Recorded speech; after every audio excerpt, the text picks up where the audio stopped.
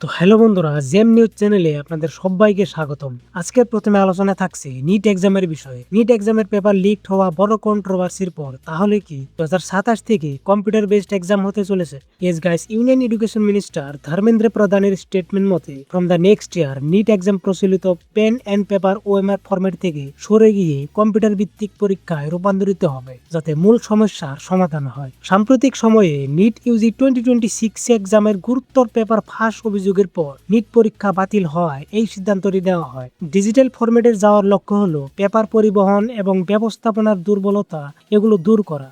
Also এদিকে NEET রি exam হবে জুনের 21 তারিখে। নিট নিয়ে যদি আলোচনা হলো, আরো একটি হার্ট ব্রেকিং ঘটনা আছে। ইন গোয়া একটা 17 বছরের নিট অ্যাসপিরেন্ট ডিসাইড করেছে এই 2026 নিট এক্সাম ক্যান্সেল হওয়ার জন্য। রিপোর্টেডলি যখন অ্যান্টি এক্সাম ক্যান্সেল বলে অ্যানাউন্স করে তার কয়েক ঘন্টা পরে সে এই কাজটি করে। This teenager was also a dedicated hockey player had appeared in medical entrance exam on May 3। পুলিশের মতে তার ঘর থেকে একটি সম্ভাব্য নোট পাওয়া যায়, যেখানে সে উল্লেখ করে গেছে এই কম্পিটিটিভ এক্সাম নিয়ে সে অনেকটা স্ট্রেস ফিল করেছে আর সেই স্পোর্টস এবং পড়াশোনা ব্যালেন্সে রাখতে খুব স্ট্রাগলও করেছে। কিন্তু পরিবারে জানায় যে সে এক্সাম পারফরমেন্স নিয়ে চাপে ভুগছিল।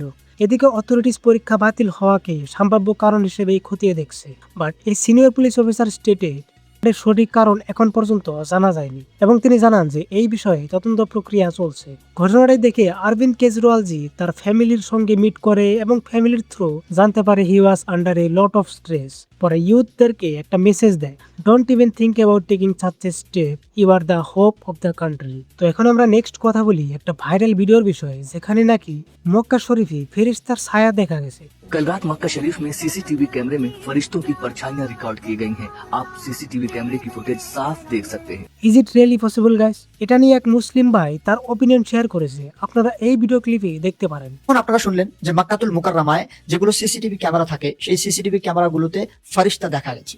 এই সম্পর্কে আপনি কি বলতে চান? ফারিস্তা কি কখনো সিসিটিভি ক্যামেরাতে দেখা যাবে?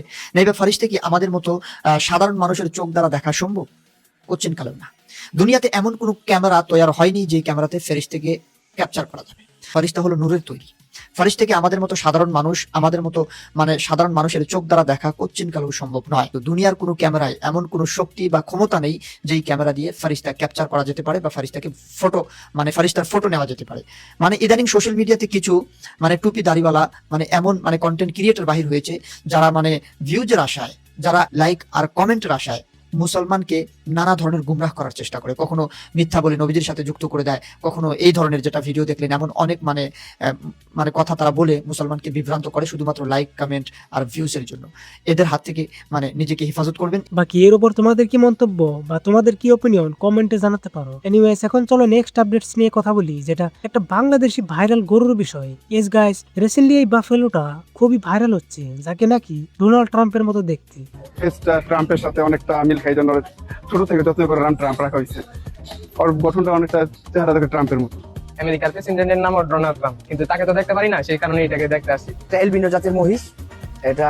আর যে নামটার কথা আপনি বলতেছেন ডোনাল্ড ট্রাম্প নামটা দেওয়া হয়েছে বেসিক্যালি ওর চুলটার কারণে। ওর সামনের দিকে চুলটা দেখেন, চুলটার কারণে আমার ছোট ভাই ওর নামটা দিয়েছে ডোনাল্ড ট্রাম্প। এনিওয়েজ, পরবর্তী আপডেটস নিয়ে কথা বলি, যেটা বিরাট কোহলিকে নিয়ে। S guys, recent RCB versus KKR এর যেটা ম্যাচ হয়ে গেল, সেখানে বিরাট কোহলি সেঞ্চুরি মারে এন্ড অলসো আরসিবি ম্যাচটা জিতে যায় এবং আরসিবি এখন টপ পজিশনে আছে। তো এই ম্যাচটার মধ্যে কি হয়েছে, একটা ফ্যান্স বিরাট কোহলির কাছে আসে পুরো তুফানি গতিতে এবং সে বিরাটের পাও ছুঁয়ে নেয়। পরে সিকিউরিটি তাকে ধরে ফেলে। অলসো বিরাট কোহলি এই ম্যাচে পারফরমেন্স দেওয়ার পর একটা খাস রেকর্ড করে ফেলে, যেটা ইন্ডিয়া থেকে একজনের প্লেয়ার যে সবার আগে 14,000 রানস কমপ্লিট করে ফেলে টি20তে, যেটা Virat Kohli.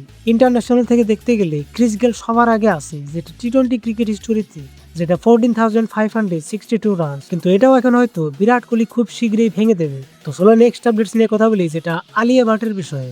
S guys, recently তোমরা হয়তো দেখেছো যে আলিয়া ভাটকে নিয়ে অনেক ট্রোল করা হচ্ছে যে সে নাকি ইন্টারন্যাশনাল শরম পেয়েছে আফটার দিস ইনসিডেন্ট। কি হয়েছে, আলিয়া ভাট একটা ইভেন্টে কেনাস রেড কার্পেট মুভমেন্টে তাকে নাকি ফরেন ক্যামেরাম্যান, ফটোগ্রাফাররা ইগনোর করেছে while she was on the photoshoot place। তো এই ট্রোলের বিষয়ে আয়েশা খান আলিয়া ভাটকে ডিফেন্ড করে বলে, the unnecessary hate this woman gets is insane. সে শুধু নিঃশ্বাস নিলেও মানুষের সমস্যা হয়। Guys, she is the Alia Bhatt. একজন অসাধারণ অ্যাক্ট্রেস, এন্টারপ্রেনার, ইভেন কি একজন মা। Also she is creatively involved in her own production house. আরো কত কি, সে আমাদের এত অসাধারণ পারফরমেন্স উপহার দিয়েছে, আর এখানে আমাদের দেশের মানুষরা তাকে টেনে নামাতে চায় শুধু এই কারণেই যে কিছু মিডিয়া লোক তাকে চিনতে পারেনি। আর সেটাই বা কতটা গুরুত্বপূর্ণ, সে সেখানে গেছে আমাদের রিপ্রেজেন্ট করতে, তাদের না। আমরা অবশ্যই এর চেয়ে ভালো করতে পারি।